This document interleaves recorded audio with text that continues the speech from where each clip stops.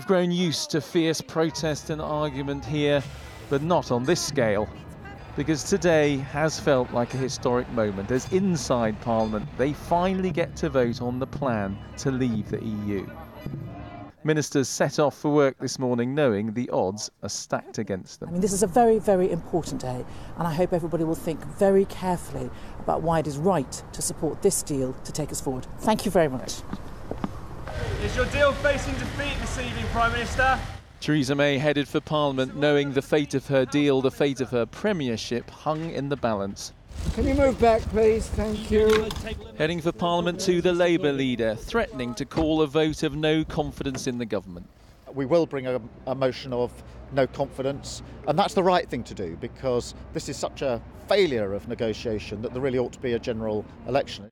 In the Commons, the Attorney-General led the charge, saying it was time for MPs to deliver Brexit. Whether or not it can be done by March the 29th, or whether it can't, doesn't affect the decision we have to take today, which is, do we opt for order, or do we choose chaos?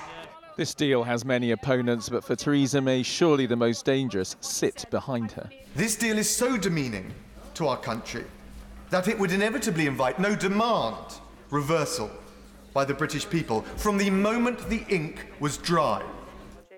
Much of the opposition to the deal is over the plans for the so-called backstop to keep the border in Ireland open. This is the leader of the party, which has a formal pact to support the government.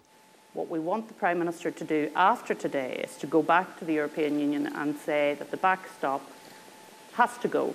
The Scottish National Party will vote against. Let's pause Article 50, let's remove that threat for leaving the European Union at the 29th of March. Let's have that debate with the people of the whole of the United Kingdom. The best way of doing that is by having a people's vote.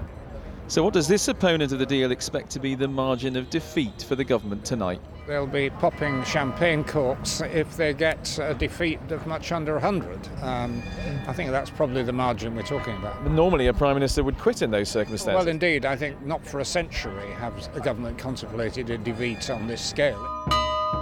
After all the talking, time is very nearly up. This evening, MPs must decide.